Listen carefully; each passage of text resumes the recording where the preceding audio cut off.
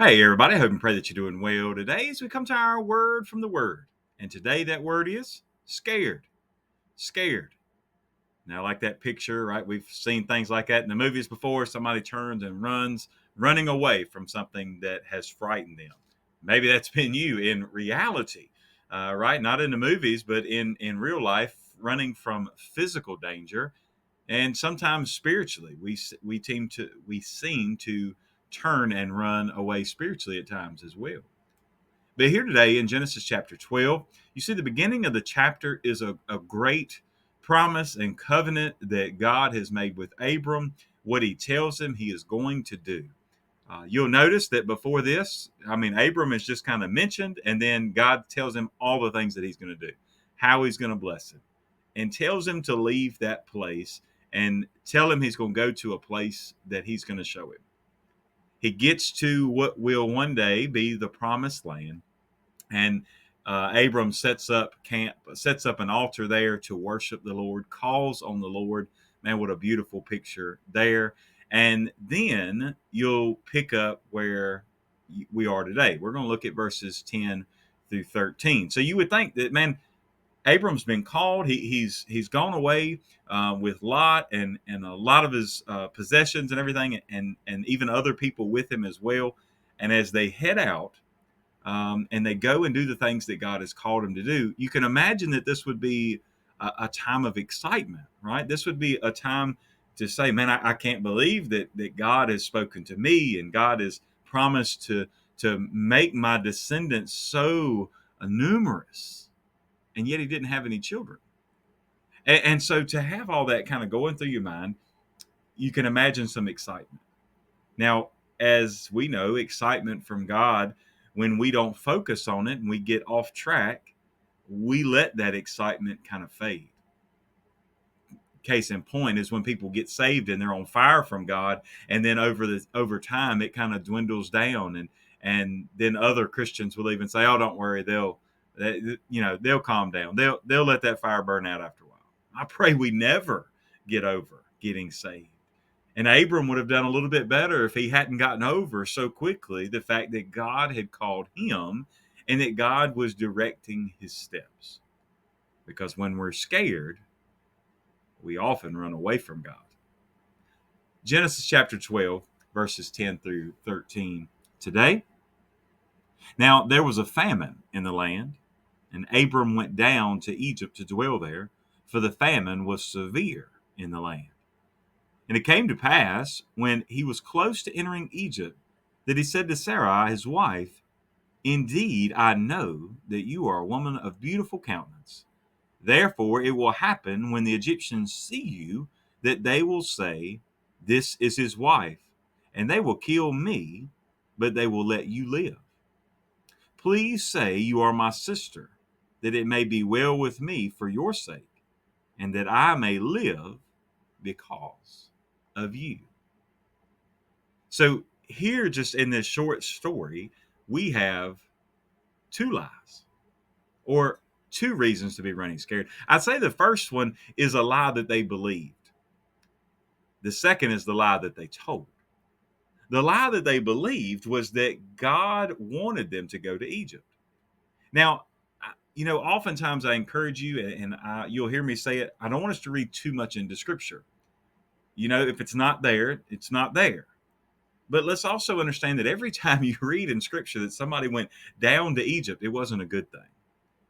Now, we've seen where God has directed his steps in the promised land. God didn't say that we know. God didn't tell him to go to Egypt. God didn't tell him to leave the land. So he believed the lie of Satan that he didn't have enough in the land that God had called him to, so that he had to leave that place. Now, God is going to use this as an example. And God will use this later on, as we know that all the Israelites will be rescued from Egypt, just the same as he rescues Abram and Sarah as you continue to read on. The second thing is that Abram, the second lie, not only that he believed the lie of Satan, I guess the second lie that they believe is that God won't protect them where they're going. And so the lie that they tell is, well, Sarah, tell him you're my sister. Now, we find out later on in Scripture, in Genesis 20, that this is kind of a half truth because Sarah was actually his half sister. And we won't even get into the details around that, but it's the daughter of his father, but not his mother. So it's his half sister. So they told a half truth. But the problem with all of that is not that it was, I mean, the half truth is bad enough, but it's the fact that they didn't trust God to protect them.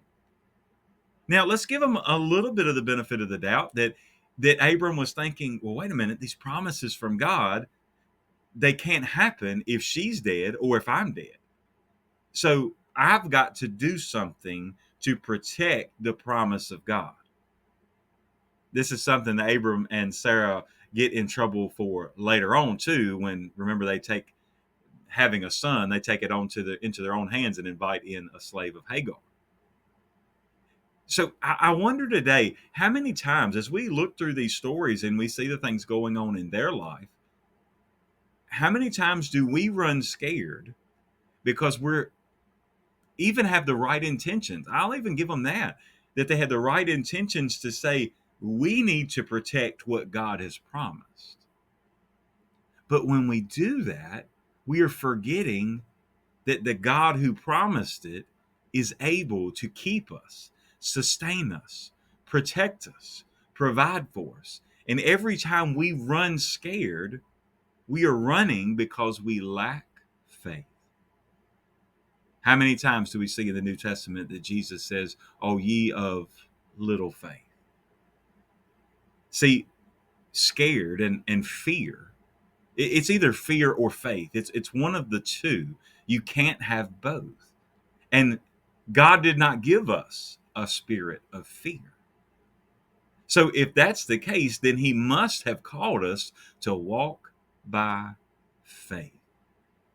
The same faith that Abram had when he heard the promises and believed and left his home, left his family behind, that same way that he stepped out in faith then, he needed to do when the famine came. And even when he turned and went the wrong direction, God was still directing his steps and would have still protected him even in that, in Egypt, as he proved that he did.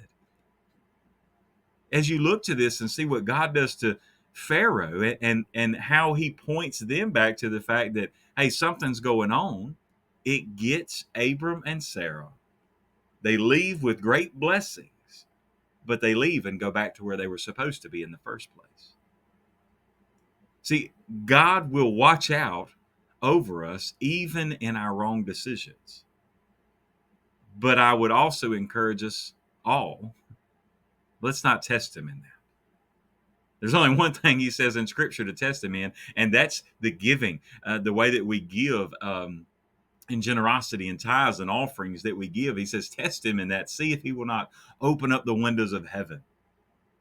So let's not test him in our disobedience. Let's not test him in the way that we run scared.